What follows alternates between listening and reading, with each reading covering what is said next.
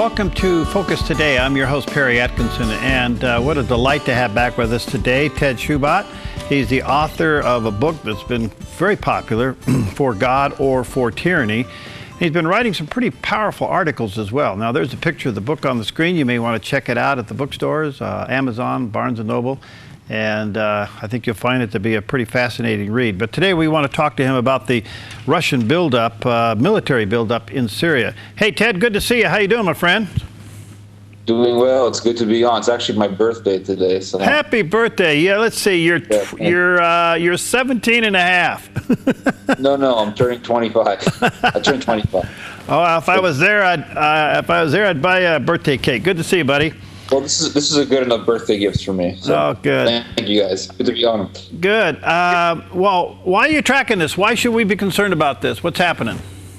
Well, with Russia coming into Syria, here's the thing: is that a lot of people are making this as though Putin is the Hitler of our time, and that Syria is kind of like Czechoslovakia, and Hitler's invading it, or Syria is like Poland. They're making it out to be almost apocalyptic.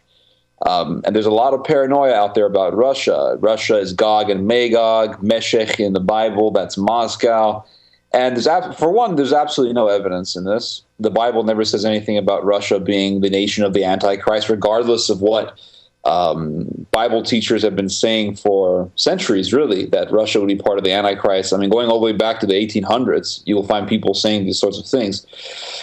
What's happening, the reason why it's important, I believe, because I think it is completely right that Russia invade Syria. I think it's completely right that Russia take over Crimea.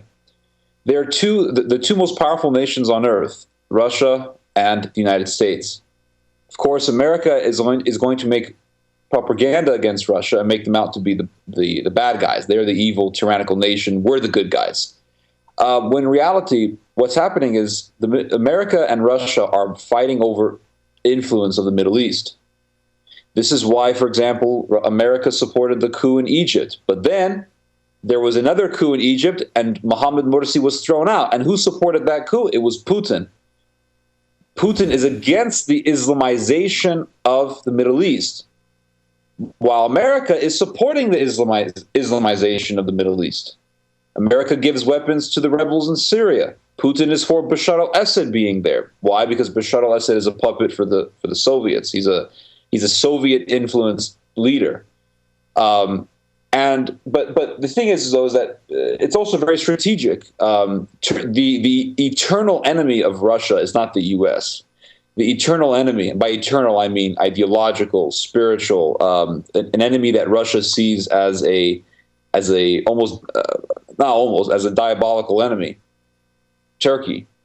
For hundreds of years, the Ottomans, the Turks, and the Russians have been fighting, going all the way back. Oh man, to the battles between Prince Ivanovich and the Tatars and all that. Russia has been fighting the Muslims for centuries. And you look at the Russo-Ottoman wars. They were fighting for hundreds of years. Peter the Great fought against the Ottoman Empire and defeated the Ottoman Empire after lots and lots of fighting.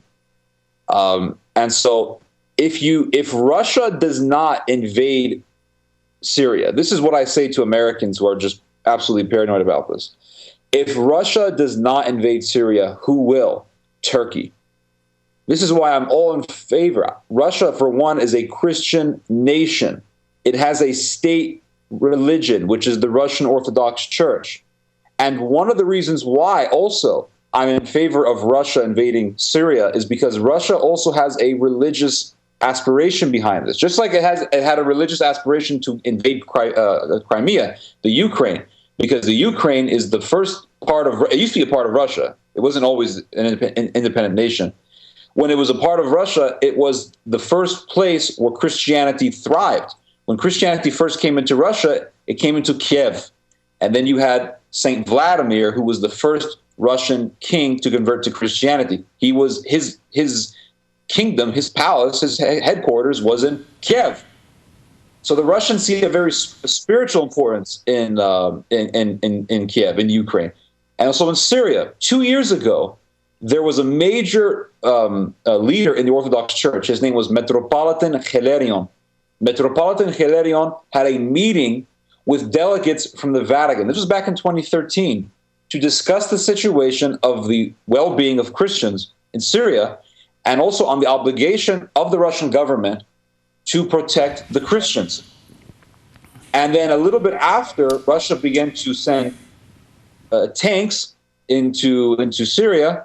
There was a journalist by the name of Theodore Karasik who wrote an article on the Al Arabiya. And he said that the Kremlin sees Syria as part of Russia's sphere of influence and is keen on maintaining its place on the world stage and in the Middle East. And then he says here, quote, in addition, the Russian Orthodox Church, which is closely tied to the Kremlin, sees involvement in Syria as necessary to protect Christians from the Islamic State of Iraq and Syria and other extremists. So there's a strategic region, but then there is a religious reason. And the Russian Orthodox Church sees the importance of Russian presence in Syria. They esteem this importance as a means to protecting their Christian brethren, because the majority of Christians in Syria are Eastern Orthodox, just like Russia. So I think it's very good. In fact, when the FSA and other terrorist groups like al-Nusra and ISIS were killing Christians in Syria not too long ago, you had Russian mercenaries in Syria, and they were protecting churches. Okay, you know, this, not the first time I've heard this scenario, and it's fascinating to me. It really is fascinating to me because of the rich Christian history within Russia, and especially with the Orthodox Church. But there are some things that kind of put us on tilt. The relationship with Putin and Iran, how do you explain that one? Well, the United States has, for one, the United States has relations with Islamic terrorist countries. So, for example, America will support the Sunni. The most powerful of the Sunni nations is Turkey. And Turkey influences pretty much the entire Sunni world because militarily it's the most powerful. Russia has to counterbalance that, so it will support the Shiite. And the Shiites, their most powerful nation is Iran. So it's simply counterbalancing it. Who would be worse? I'm more worried about Turkey having nuclear than I am Iran having nuclear. Because the Iranians, for one thing, are a lot more mellow than the Turks. I know that sounds very simplistic, but it's true. They're more mellow. When the Turks had a very powerful Ottoman Empire, they butchered millions of Christians in Syria and in Greece. And also, the Iranians, when they have a nuke, and they will have a nuke, they're not going to nuke Israel. They won't. The Iranians aren't that stupid. And if the Iranians were really that dangerous, Israel would have taken care of it by now, but they're not. The Iranians will nuke Saudi Arabia. The whole Iran deal between the Obama administration and Iran, it's really provoking a lot of people to a lot of consternation and fear. But even in the scriptures, it says that Elam will destroy Arabia. I don't remember which verse, but there's a verse in the scripture that says this. I think it's I believe it's in Daniel. But it talks about the Elamites destroying Arabia. I believe that Iran is going to nuke Saudi Arabia. If there's one country that Iran hates the most, it's not America, it's not Israel, it's Saudi Arabia. All right, so does Iran have to have, we've been trying to figure out the strange potential coalition between Saudi Arabia and Israel. Does Saudi Arabia need Israel's protection to fight off Iran? It would, yes, because the Iranians are a lot more advanced than Saudi Arabia. But America has actually been increasing the armament of Saudi Arabia because Saudi Arabia is terrified of Iran. But this is one question that I would like to ask people who are very worried about this Iran deal and they're terrified of Iran. If the Iran deal is so bad, right, because Iran is a Muslim nation and no Muslim nation should own a nuke, and I agree they shouldn't. Why hasn't America done anything about Pakistan? Pakistan is a Sunni nation, and it owns around 100 nukes. 100 nukes belong to the state of Pakistan. How come everyone's not up in arms about that? They're not. But Ted, isn't that more of an administrative philosophy? I mean, we got an administration that seems to be extremely sympathetic, and so if Pakistan has the nukes, they're probably perfectly happy with that. Now they want Iran to have nukes.